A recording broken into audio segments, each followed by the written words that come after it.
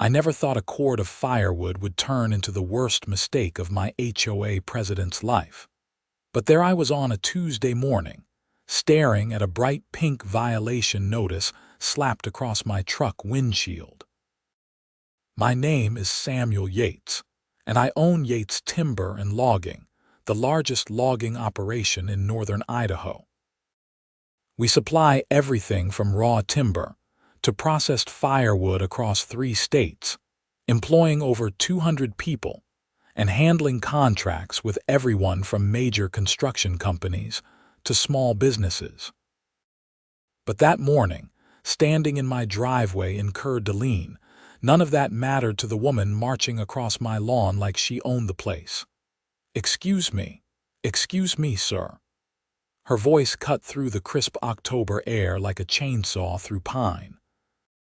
She was maybe 50, with that particular haircut that screamed manager requests and expired coupons.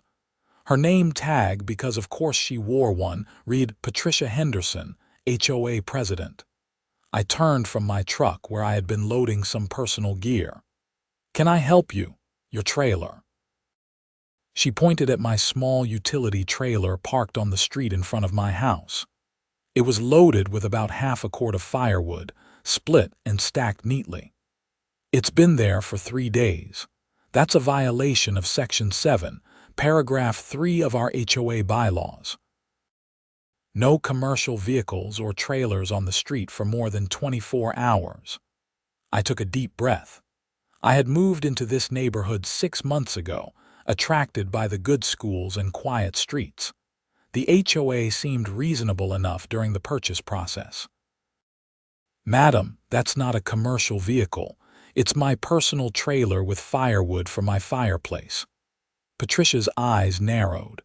"A trailer is a trailer, and that amount of wood suggests commercial intent.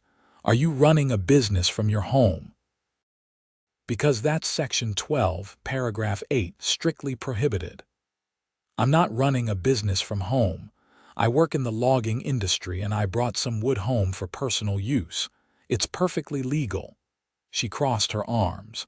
"The bylaws don't care about legal, they care about community standards."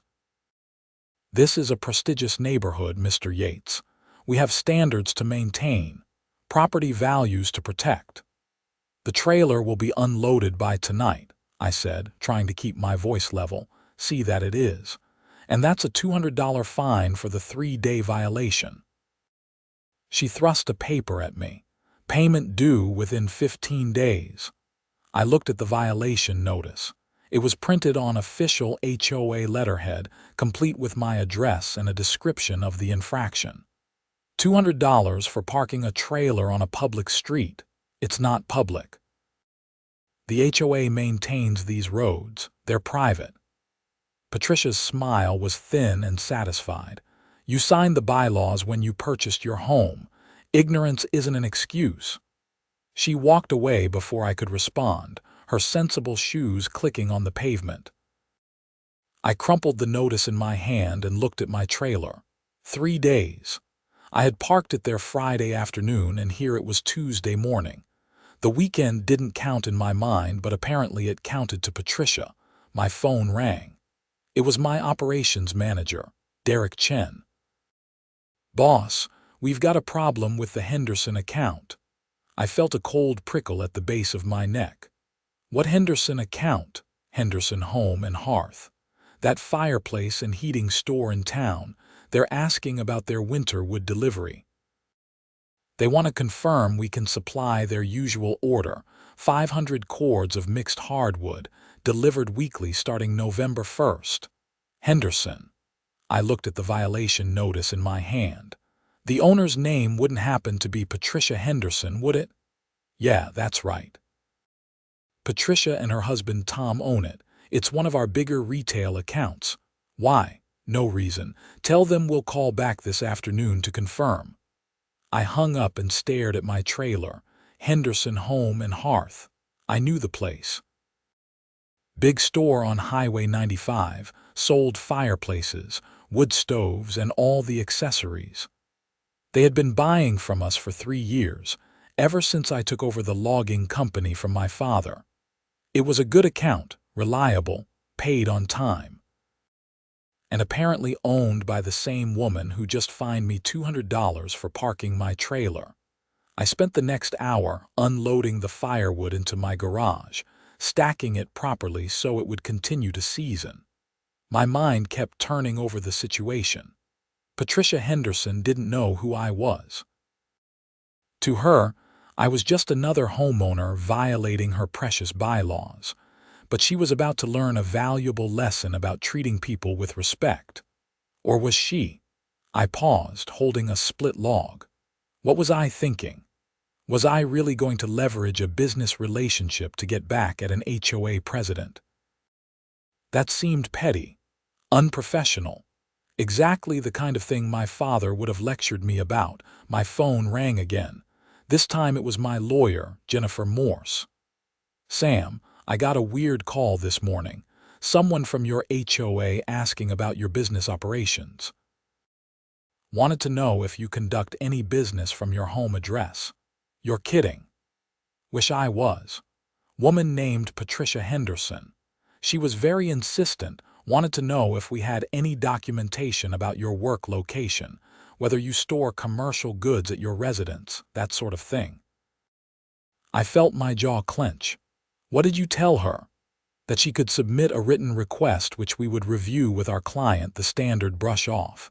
"Sam, what's going on?" I explained the trailer situation. Jennifer listened, and I could hear her typing. "Okay, I'm looking at your HOA bylaws now. Section 7, Paragraph 3 does prohibit commercial vehicles and trailers for more than 24 hours. But there's an exception in Paragraph 3B for personal use vehicles under a certain size. What's your trailer dimension?" 5 by 8 utility trailer. "You're under the limit. The exception applies. She can't fine you. She already did." "Then we'll contest it. I'll draft a response, but Sam, there's something else. Section 12, Paragraph 8, the home business prohibition. It's pretty broad. If she's determined to cause trouble, she could argue that bringing any work materials home constitutes a home business. That's insane. That's HOAs. I've seen worse. My advice: keep detailed records of everything. Every interaction, every violation notice, everything. If this escalates, we'll need documentation."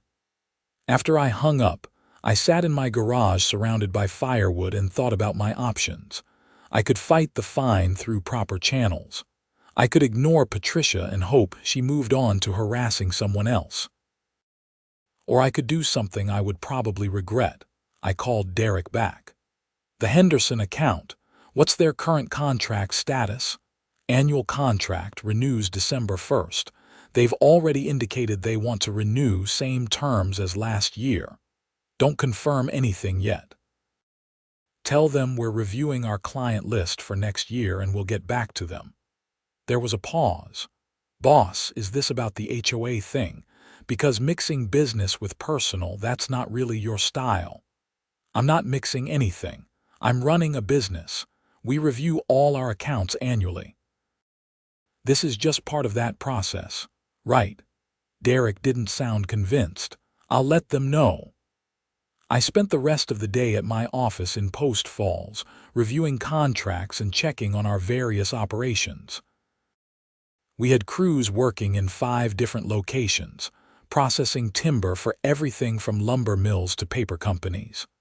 The work was steady, profitable, and required constant attention. By the time I got home that evening, I had almost forgotten about Patricia Henderson. Almost. The new violation notice on my door reminded me immediately. This one cited excessive noise from my truck that morning when I had started it at 6:30. Apparently, Section 15, Paragraph 1 prohibited loud noises before 7 a.m. Another $100 fine. I called Jennifer. "She's escalating." "I see that. Sam, I'm going to be honest with you. This woman sounds like she has it out for you. Some HOA presidents get a little power hungry. The best response is usually to be completely compliant, give her no ammunition, and wait her out. Wait her out. HOA presidents serve one-year terms usually. She might not even be re-elected. I looked at the fine notice. Jennifer, my truck is stock. It's not modified, not loud, completely normal. If I can't start my truck before 7, I can't get to work on time. Then you might need to park elsewhere or adjust your schedule. That's ridiculous. That's HOAs. The next morning, I parked my truck in my garage and left at 6, driving quietly out of the neighborhood. I made it to the office by 6:45, only a little later than usual. It was annoying but manageable. At 9, Derek knocked on my office door. "Tom Henderson is here to see you. He doesn't have an appointment, but he says it's urgent." Tom Henderson was a big man, probably 60, with the weathered look of someone who had spent time outdoors. He shook my hand firmly and sat down across from my desk. "Mr. Yates, I'll be direct. My wife tells me you've been having some issues with our HOA. Your wife is the HOA president, I'm aware. Patricia takes her community responsibilities very seriously. Sometimes too seriously, if I'm being honest." He shifted in his chair. "She doesn't know I'm here. But this morning, my store manager told me that your company is delaying confirmation on our wood supply contract. I'm hoping those two things aren't connected." I leaned back in my chair. "Mr. Henderson, we review all our contracts annually. It's standard business practice. Cut the crap, son. I've been in business for 30 years. I know when someone's sending a message. My wife fined you for parking a trailer, and now suddenly our contract is under review. I'm here to ask you man to man, not to punish my business for her mistakes." His directness caught me off guard. I respected it. "Your wife has issued 3 violation notices in 4 days. The fines total $400, and all 3 violations are questionable at best. My lawyer thinks at least 2 can be successfully contested." "Then contest them. Take it to the HOA board. Hell, take her to court if you need to, but don't tank my business over it. I employ 15 people. They depend on that paycheck.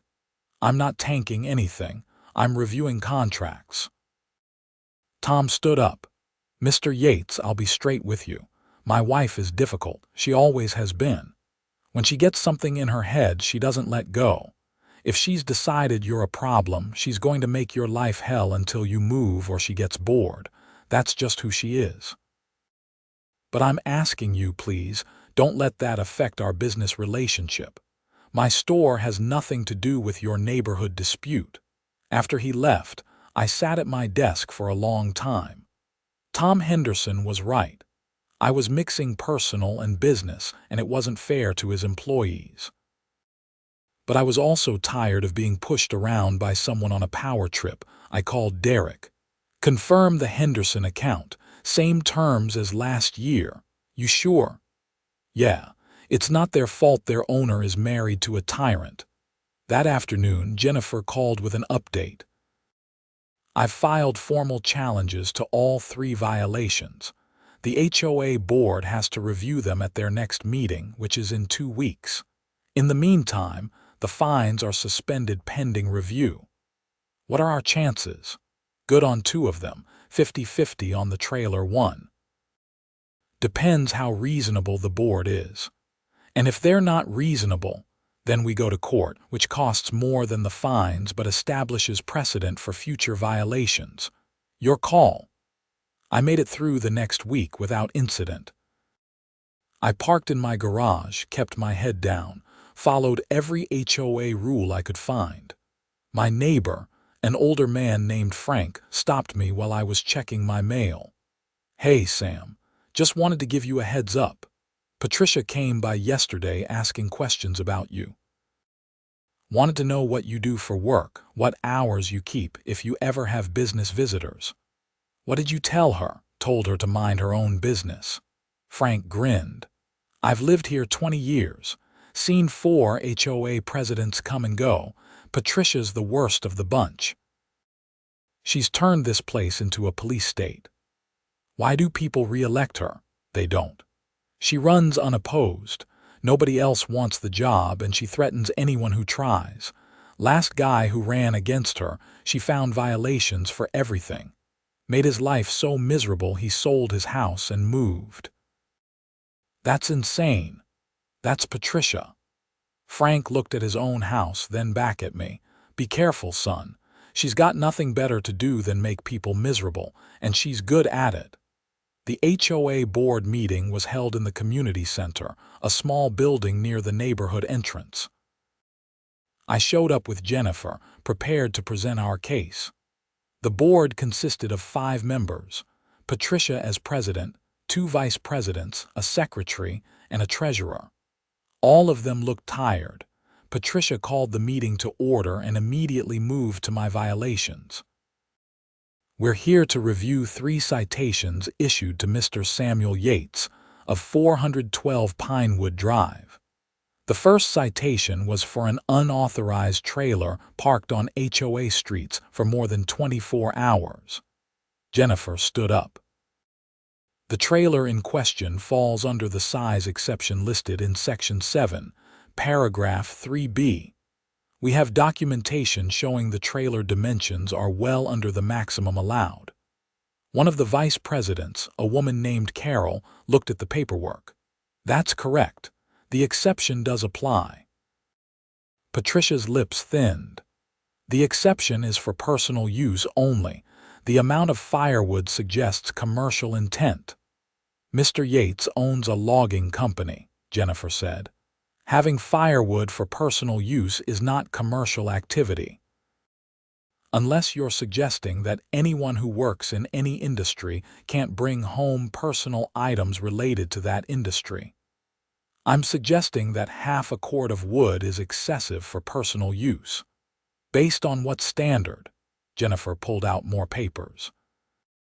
The average Idaho household uses 1 to 2 cords of wood per winter. Mr. Yates had half a cord in his trailer. That's completely normal. The board voted. 4 to 1, the violation was dismissed. Patricia was the only dissenting vote. The second violation, the noise complaint, was trickier. Patricia had recorded the sound of my truck starting that morning. She played it for the board. It sounded like any normal truck starting. Section 15, Paragraph 1 prohibits excessive noise before 7 a.m., Patricia said. This recording was taken at 6:32 a.m. Excessive is a subjective term, Jennifer countered. What decibel level constitutes excessive? The bylaw doesn't specify. A normal vehicle starting is not excessive by any reasonable standard. The treasurer, an older man named George, spoke up. Patricia, I start my truck every morning at 6. Are you going to fine me too? If there's a complaint, yes. There's no complaint here either, Jennifer said. Did any neighbor complain about the noise? Or did you just happen to be standing outside Mr. Yates's house with a recording device at 6:30 in the morning? The board shifted uncomfortably. Carol looked at Patricia. Did someone complain? I was conducting routine neighborhood monitoring. That's not a yes, George said. Patricia, you can't just stake out people's houses looking for violations. That's harassment. The vote was unanimous. Violation dismissed. The third violation was for having my work truck visible from the street through my garage window. Patricia claimed it violated the commercial vehicle prohibition. This one was obviously petty, but Jennifer had prepared for it. The bylaw prohibits parking commercial vehicles in driveways or on streets. It says nothing about garages. Mr. Yates parks his truck in his garage, out of sight. The fact that it can be seen through a window if someone walks onto his property and looks through said window is not a violation. If anything, Mrs. Henderson's trespassing on his property to document the vehicle is the actual violation. That got everyone's attention. Carol turned to Patricia. You went onto his property. I was on the sidewalk. The garage window isn't visible from the sidewalk, Jennifer said. She had photos to prove it. Someone would have to walk at least 10 feet onto the property to see through that window. The board didn't even vote. Carol just shook her head. Patricia, this is over. Stop harassing Mr. Yates. Patricia's face went red. I'm not harassing anyone. I'm enforcing the bylaws. You're abusing your position, George said, and we're done enabling it. All 3 violations dismissed. After the meeting, Patricia stopped me in the parking lot. This isn't over. Mrs. Henderson, I just want to live in my house peacefully. I'm not your enemy. You made me look like a fool in there. You did that yourself, her eyes narrowed. I know you're the logging company. Tom told me. He thinks I should back off, but I don't back off. You think you can buy your way out of rules. You can't, not in my neighborhood. I took a deep breath. I'm not trying to buy anything. I just want to be left alone. Then you should have thought about that before you moved into an HOA community. She got in her car and drove away. Jennifer watched her go. Well, that was ominous. Yeah, Sam, document everything. Every interaction, every time you see her, everything. This woman is unstable, and unstable people do unstable things. I went home that night feeling victorious but uneasy. I had won the battle, but something told me the war was just beginning. I was right. Over the next 2 weeks, Patricia found 7 more violations. My grass was 0.3 inches too long. My mailbox had a small dent that constituted poor maintenance. My garbage cans were visible from the street on a non-collection day. My house number wasn't properly illuminated at night. My car was parked at a slight angle in my driveway. My front door wreath was not season appropriate. And my dog, which I didn't have, had barked excessively at night. Jennifer challenged every single one. The board dismissed them all, but the harassment was taking its toll. I was spending hours documenting my compliance with every bylaw, taking photos, keeping logs. It was exhausting. Then Patricia made her biggest mistake. I came home one Friday evening to find my driveway blocked. Not by a car, but by wooden barricades with HOA authorized work signs. Behind the barricades, my driveway had been torn up, not damaged, but deliberately excavated. There was a small excavator parked on my lawn and 2 workers sitting in a truck. I walked up to the truck. What's going on? Driveway replacement, one of the workers said. HOA ordered it. I didn't order anything. The worker showed me a work order signed by Patricia Henderson. Says here your driveway was in violation of maintenance standards and required immediate replacement. We're contracted to remove and replace it. Should take 3 days. You can't just tear up my driveway. Lady who hired us says we can. She's the HOA president, has the authority to order maintenance on any property in violation. I called Jennifer immediately. She arrived 30 minutes later, took one look at the torn-up driveway, and started making calls. An hour later, a sheriff's deputy arrived. He looked at the work order, looked at the damage, and looked at the workers. Who authorized this work? Patricia Henderson, HOA president. And who owns this property? Samuel Yates, I said. That's me. Did you authorize this work, Mr. Yates? No, I did not. The deputy turned to the workers. Then you're trespassing and vandalizing private property. Stop work immediately. But we have a contract. I don't care. You're on private property without the owner's permission, causing damage. Stop now or you'll be arrested. The workers stopped. Jennifer was already on the phone with the excavation company's owner. By the time the deputy left, we had established that Patricia had signed a contract using HOA funds to replace my driveway without my permission or any legitimate HOA authority to do so. This is criminal, Jennifer said. She's used HOA funds to damage your property. That's vandalism at minimum, possibly fraud and misappropriation of funds. What do? Press charges and sue the HOA for damages. I didn't want to sue. I just wanted to live in peace. But Patricia had crossed a line. This wasn't about petty violations anymore. This was deliberate, malicious destruction of my property. Monday morning, I filed a police report. Tuesday, Jennifer filed a lawsuit against both Patricia Henderson personally and the HOA. Wednesday, I got a call from Carol, the HOA vice president. "Mr. Yates, I want to apologize on behalf of the board. We had no idea Patricia was planning this. When we saw the charges against the HOA account, we immediately started an investigation. Patricia acted completely outside her authority. She's been removed as president effective immediately." "What about my driveway? The HOA will pay for repairs. We've also discovered several other incidents where Patricia has misused funds or abused her authority. We're conducting a full audit. I'm so sorry this happened." The criminal charges moved forward. The district attorney took the case seriously. Patricia was charged with vandalism, misappropriation of HOA funds, and harassment.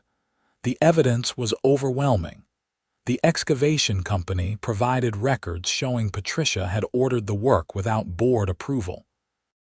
The board provided records showing a pattern of financial irregularities, and I provided records of months of systematic harassment. Tom Henderson called me at work. "Mr. Yates, I need to talk to you about our contract." My stomach sank. Here it came. "I understand if you need to cancel." "Cancel? No. I need to increase our order. We're expanding the store, adding a second location. I need to know if you can supply an additional 200 cords per season." I was stunned. "Your wife is facing criminal charges because of me. My wife is facing criminal charges because of my wife." Tom sighed heavily. "Mr. Yates, Patricia and I are separating. This has been coming for a long time. The HOA thing, your driveway, it was just the final straw. She needs help, professional help, and she won't get it while she's busy playing dictator in a residential neighborhood. I'm sorry you got caught up in her issues, but my business is my business. You're a good supplier, reliable and fair priced. I'd like to continue our relationship if you're willing." "I'm willing." "Good. I'll have my purchasing manager reach out with the new requirements." The court case took 4 months to resolve. Patricia pled guilty to misdemeanor vandalism and misappropriation of funds. She was sentenced to 6 months probation, ordered to pay restitution for my driveway repairs, and banned from serving on any HOA board for 5 years. The civil lawsuit settled out of court, with the HOA's insurance paying damages, but the real resolution came from an unexpected source. Frank, my neighbor, ran for HOA president. He won unopposed. His first act was to revise the bylaws, adding provisions for board oversight, limiting presidential authority, and establishing a dispute resolution process that didn't involve harassment and intimidation. 6 months after the driveway incident, I was loading firewood into my trailer on a Saturday morning. The same trailer, the same firewood, the same driveway. Frank walked over with a cup of coffee. "You know, before all this happened, I didn't realize you owned Yates Timber. My son-in-law works for you. James Chen, Derek's brother. Sure, he's one of our crew bosses, small world. He says you're a good boss, fair, pays well, cares about safety. I try." Frank watched me load the wood. "You could have destroyed Patricia financially, you know.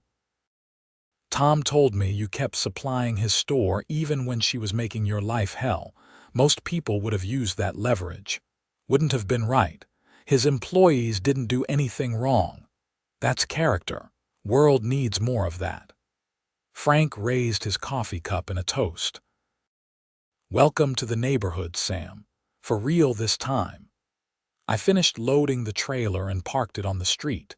It sat there for 3 days while I unloaded it gradually, enjoying my fireplace and the peace of my own home. Nobody complained.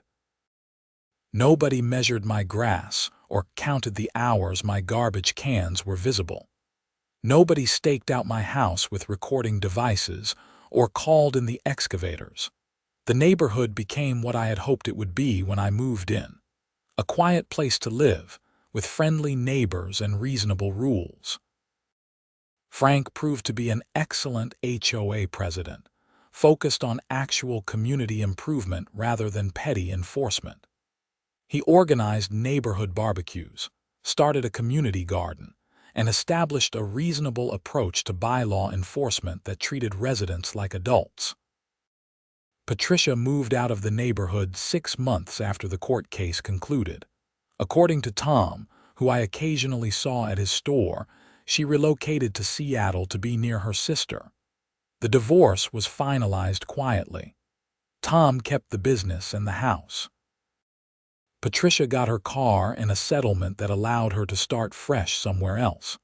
I hope she found peace, or at least therapy. My business continued to grow. The Henderson account expansion was just the first of several new contracts we signed that year. Word got around that we were reliable, professional, and didn't let personal issues interfere with business. That reputation meant something in a small business community. One afternoon, about a year after the whole incident started, I was at Henderson Home and Hearth picking up some items for a cabin I was building on my property up north. Tom saw me and came over. "Sam, you got a minute?" We went to his office. He pulled out a bottle of whiskey and 2 glasses.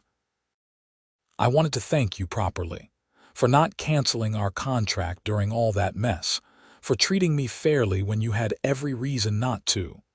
You didn't do anything wrong, Tom. I married her.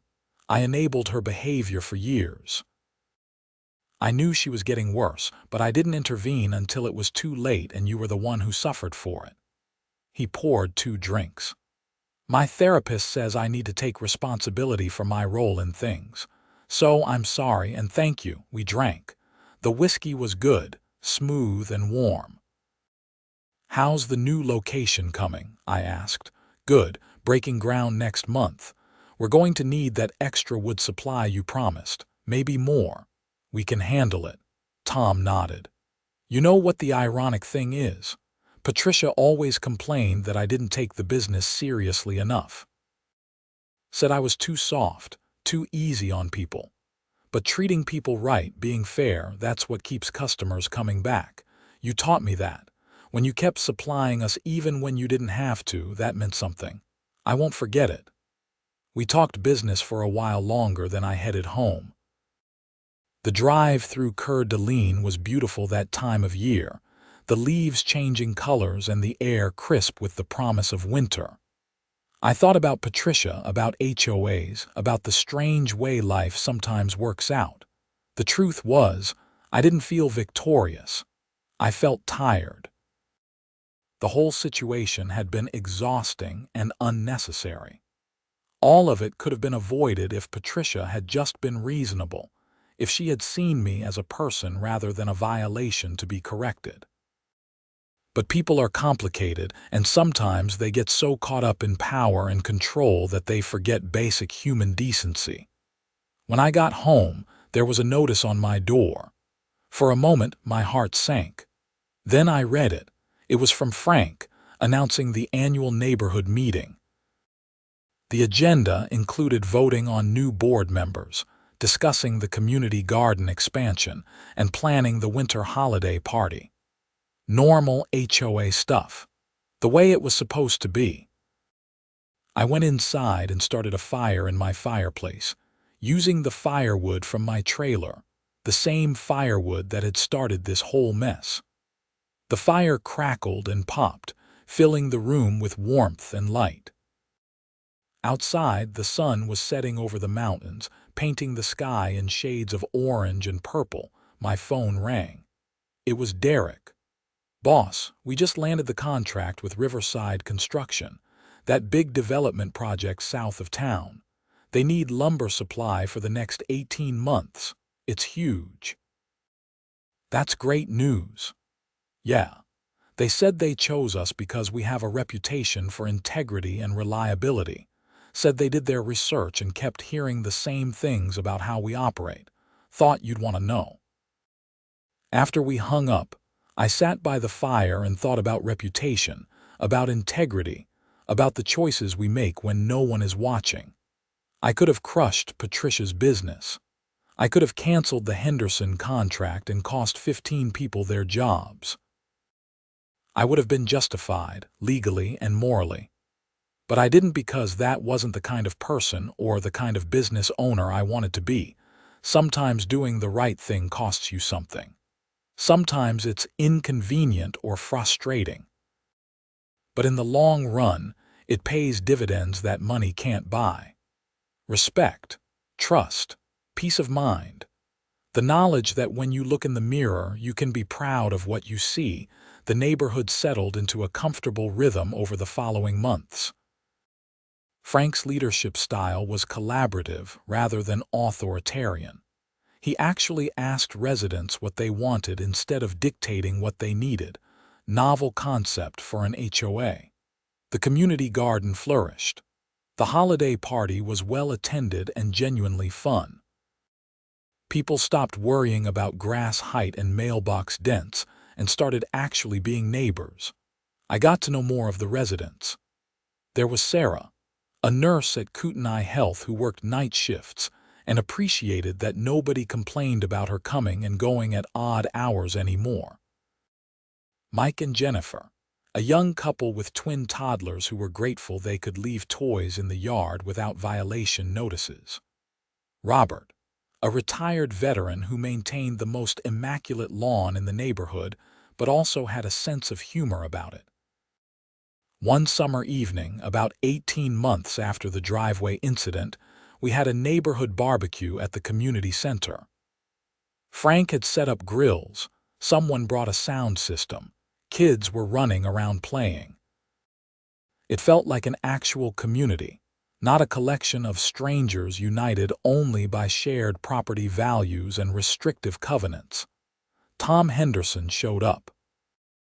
I was surprised to see him since he no longer lived in the neighborhood, but he explained that Frank had invited him as a thank you for donating supplies for the community garden. "How's business?" I asked. "Booming. That second location is exceeding projections. We're thinking about a third." He grabbed a burger from the grill. "How about you?" "Same. We've had to hire 50 more people this year. Can barely keep up with demand." "Success looks good on you, Sam." We ate and talked, and eventually the conversation turned to Patricia. Not in a gossipy way, but in the reflective way people talk about difficult experiences once enough time has passed. "She's doing better," Tom said. "Got into therapy, started taking medication for anxiety and control issues. She called me a few months ago, apologized for everything." It was good to hear. Is she still in Seattle? "Yeah, working at a bookstore, living a quieter life. I think the whole thing with the HOA and the criminal charges, it was a wake-up call. Sometimes people need to hit bottom before they can start climbing back up." I thought about that. It would have been easy to hold a grudge, to take satisfaction in Patricia's downfall. But what was the point? She had made mistakes, she had paid consequences, and now she was trying to do better. That was all any of us could do. The party went late into the evening. Kids caught fireflies while adults talked and laughed around the fire pit Frank had built. Someone started playing guitar. It was one of those perfect summer nights that you want to bottle up and save for the middle of winter when everything is cold and dark. I left around 11, walking back to my house under a sky full of stars. My driveway, repaired and restored, looked perfect in the moonlight. My truck and trailer sat in the garage, ready for whatever came next. Inside, my house was quiet and comfortable. Home. The next few years passed without drama. My company continued to grow and thrive. We expanded our operations into Montana and Washington, opened a second processing facility, and became one of the largest independent logging companies in the Pacific Northwest. The success was gratifying, but it came from consistent hard work and fair dealing, not from any dramatic confrontations or business warfare. Henderson Home and Hearth opened that third location Tom had mentioned, then a fourth. They became our largest single retail client. Every year around Thanksgiving, Tom would send over a gift basket with a note thanking us for our continued partnership. Every year, I would send back a similar basket with a similar note. It became a tradition. Frank served 4 terms as HOA president before stepping down to spend more time with his grandchildren. Sarah, the nurse, took over and continued his collaborative approach. The neighborhood remained peaceful and friendly. Property values increased, but not because of rigid enforcement of cosmetic rules. They increased because it was a genuinely nice place to live, the kind of place people wanted to move to and stay in. I expanded my house, adding a larger garage and a workshop. The HOA approved the plans without hassle. I built a fence around my backyard. Approved. I installed solar panels on my roof. Approved. Every interaction with the HOA was professional, reasonable, and drama-free, the way it should have been from the beginning. One winter afternoon, about 5 years after the initial trailer incident, I was at my office when I received an unexpected visitor. A woman in her mid-50s, professional but casual dress, carrying a small gift bag. "Mr. Yates, I'm Patricia Henderson. I don't know if you remember me." I stood up, completely surprised. "Mrs. Henderson, yes, I remember. I was in town visiting Tom, seeing the new store locations. I wanted to stop by and apologize in person. I tried to do this a few years ago, but my therapist said I needed to make sure I was doing it for the right reasons, not just to make myself feel better. I think I'm ready now."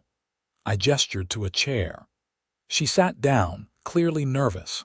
"Mr. Yates, what I did to you was wrong. The harassment, the violation notices, especially destroying your driveway. It was cruel and abusive, and you didn't deserve any of it." I was in a very dark place mentally, using my HOA position to feel powerful because I felt powerless in every other area of my life. "That's not an excuse, just an explanation. I'm truly sorry for what I put you through." She set the gift bag on my desk. "That's not really adequate, but it's something. And I wanted you to know that the whole experience, as awful as it was, led me to get help I desperately needed. I've been in therapy for 5 years now. I'm on medication. I'm working on myself every day. I'll never be able to undo what I did, but I can try to do better going forward." I opened the bag. Inside was a small wooden sculpture, a tree carved with incredible detail and craftsmanship. "This is beautiful." I took up woodworking as part of my therapy, working with my hands, creating instead of destroying. That piece took me for months. It's an aspen tree. I thought it was appropriate since you work with trees. And because aspens represent resilience, the ability to grow back even after being cut down. We talked for about an hour. She told me about her journey through therapy, about confronting the anxiety and control issues that had driven her behavior, about learning to let go, to trust, to find peace in imperfection. She asked about my business, genuinely interested, no hidden agenda. She told me Tom was doing well, that they were friendly now, that she was happy he had found success. "I also wanted to thank you," she said. "Tom told me that you kept supplying his store even when I was making your life hell. You could have canceled that contract, could have hurt him to hurt me, but you didn't. You treated his business fairly even when I was treating you unfairly. That taught me something about character and integrity. It's something I think about a lot." After she left, I sat with the wooden aspen tree on my desk, running my fingers over the detailed bark and delicate branches. It really was beautiful work. I put it on the shelf behind my desk where I could see it every day. not as a reminder of the conflict, but as a reminder that people can change, that redemption is possible, that even the worst situations can lead to growth if we let them. Derek came in later and noticed the sculpture. "That's new. Where did you get it?" "A gift from an old adversary." "Must have been some adversary to give you something that nice." "She was, and she was sick. But she got help and she's better now. Sometimes that's how it goes." He nodded thoughtfully. "My wife's in therapy. Started going after our second kid was born. She was having a hard time, not herself. The therapy really helped. She says it saved her life, maybe saved our marriage. There's no shame in needing help." "No, there isn't." The years continued to pass. My business celebrated its 50th anniversary. I had taken over from my father 20 years earlier, and in that time, we had grown from a regional logging operation to a major industry player. We employed over 500 people across 3 states, maintained sustainable forestry practices, and had a reputation for ethical business dealings that made me proud. The neighborhood became more than just a place I lived. It became home. I knew everyone on my street, went to their birthday parties and graduation celebrations. Frank and I became good friends, going fishing together on summer weekends and watching football during the season. I dated a few women over the years, nothing that stuck, but I was content. My life was full and meaningful. Tom Henderson retired and sold his business to a national chain. He stayed on as a consultant, and we maintained our supply contract with the new owners. At his retirement party, he gave a speech thanking everyone who had supported him over the years. He mentioned me specifically, talking about integrity and the importance of treating people right even when you don't have to. It was embarrassing but also touching. "Sam kept supplying my store when he had every reason to cut me off," Tom said to the crowd.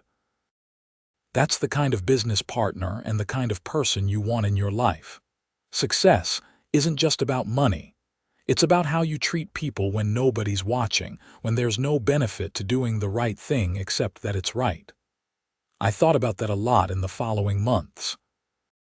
The Firewood trailer that had started everything was still in my garage, still used to haul wood for my fireplace. But it had become more than just a trailer. It was a symbol, a reminder of a moment when I had to choose between revenge and integrity, between personal satisfaction and professional ethics. I had chosen integrity. And that choice had led to everything good that followed. The strong relationship with Henderson Home and Hearth. The reputation that brought in new clients. The respect of my employees and my community. The friendship with Tom. Even in a strange way, Patricia's redemption and recovery. One of my favorite philosophers once wrote that character is revealed in small moments of choice when no one is looking. The big, dramatic moments are easy. It's the small ones, the daily decisions to be decent and fair and honest, those are what define us. The Firewood trailer was my small moment. Patricia's harassment was my test. And I had passed, not by crushing her or seeking revenge, but by simply continuing to do the right thing regardless of how she treated me. The neighborhood evolved over time. New families moved in. Kids grew up and moved away, replaced by new kids. The community garden expanded to include fruit trees and a small greenhouse. The HOA, under Sarah's continued leadership, became a model for reasonable governance. Other neighborhoods in Coeur d'Alene asked for copies of our bylaws and governance structure to use as templates. Frank, now in his 70s, often joked that the whole Patricia Henderson incident was the best thing that ever happened to the neighborhood. "Sometimes you need a disaster to bring people together," he would say. "Patricia was our disaster, and look what we built from the ashes." He wasn't wrong. The neighborhood was tighter, more connected, more genuinely communal than most HOA communities I had seen. People looked out for each other. They borrowed tools and shared garden produce. They organized meal trains for sick neighbors and helped each other with home projects. It was what community was supposed to be. My company continued to thrive into the 2020s. We weathered economic ups and downs, adapted to changing regulations, and maintained our commitment to sustainable forestry practices.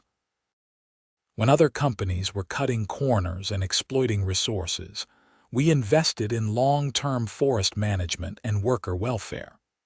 It cost more in the short term but paid dividends in the long term through employee loyalty, client trust, and environmental sustainability. On the 20th anniversary of taking over from my father, my management team threw me a party at the office. Derek, who had become my vice president of operations, gave a speech. Sam could have run this company like a lot of owners do, maximizing profit, cutting costs, treating workers like resources to be exploited. Instead, he built a company culture based on respect and fairness. We have the lowest turnover rate in the industry. Our clients are loyal because we're reliable and honest. Our communities support us because we're good neighbors. That's Sam's legacy, not just the business success, but how we achieved it.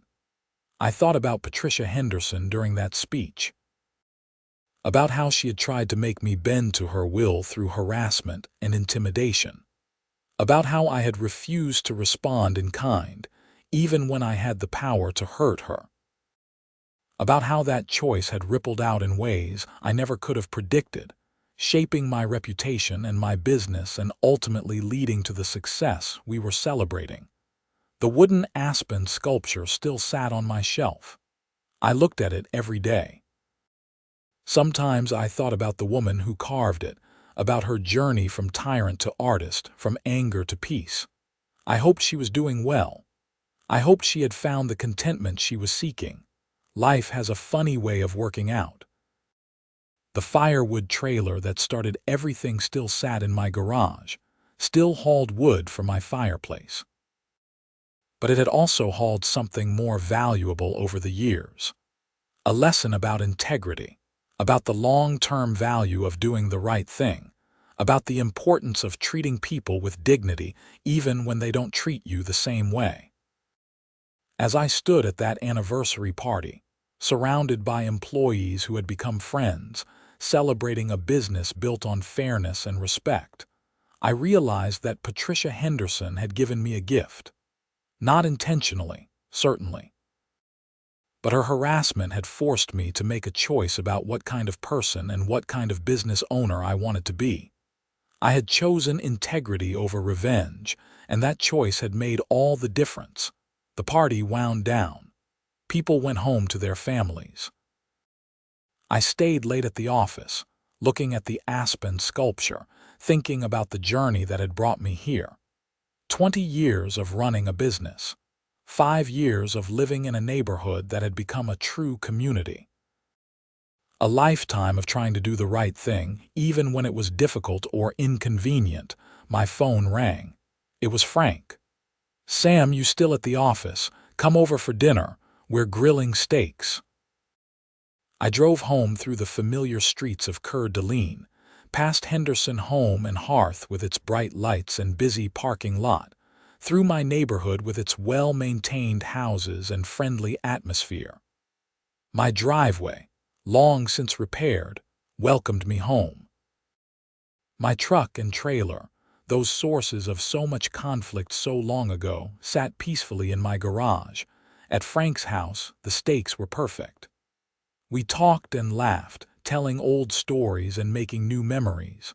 Someone brought up the Patricia Henderson incident, but not in a bitter way. More like ancient history, a crazy story from the old days. "Remember when she tore up your driveway?" Frank said, shaking his head. "I thought you were going to lose your mind." "I almost did. But you didn't. You handled it perfectly. That's what I always admired about you, Sam. You never let her drag you down to her level." I had moments where I wanted to. We all do. The measure of character is what you do with those moments. I drove home that night feeling grateful. Grateful for good neighbors and good friends. Grateful for a successful business built on solid principles. Grateful for the lessons learned from a difficult time, lessons that had shaped everything that came after. The Firewood trailer sat in my garage, ordinary and unremarkable. Just a small utility trailer that had once caused so much trouble and ultimately taught me so much. I ran my hand along its side, remembering that first violation notice, Patricia's angry face, the destroyed driveway, the legal battles.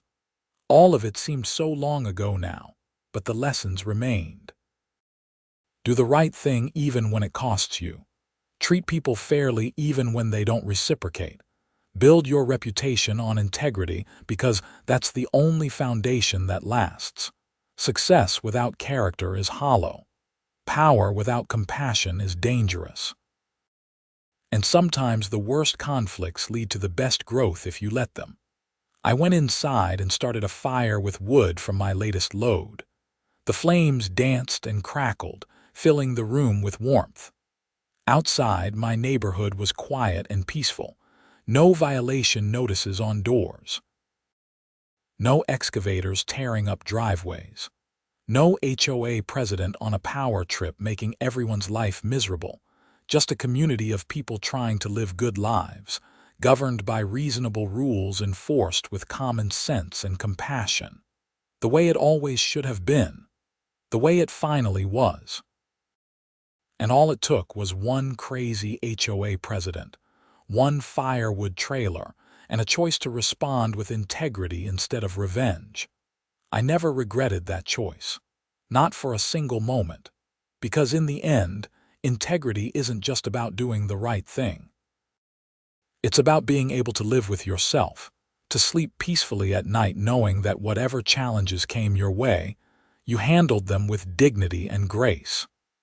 That's worth more than any revenge, more than any short-term satisfaction, more than anything else in the world. The fire burned low. I added another log and watched the flames climb higher. Somewhere in Seattle, Patricia Henderson was probably doing the same thing, maybe working on another wooden sculpture, maybe reflecting on her own journey. I hope she found peace. I hope she continued to grow and heal. Because that's what we all deserve, the chance to be better tomorrow than we were yesterday. And my Firewood trailer, that humble source of so much drama, would continue to do its job. Hauling wood, supporting my simple pleasure of a winter fire, and serving as a daily reminder that the smallest things can sometimes teach us the biggest lessons. All you have to do is pay attention and choose wisely when the moment comes. The end of the story isn't dramatic. There's no final confrontation, no ultimate victory. Just life continuing on, better and wiser than before. Just a man living in his house, running his business, being part of his community. Just integrity paying quiet dividends year after year, building a life worth living and a legacy worth leaving. That's how it should be. That's how it is, and I wouldn't change a thing.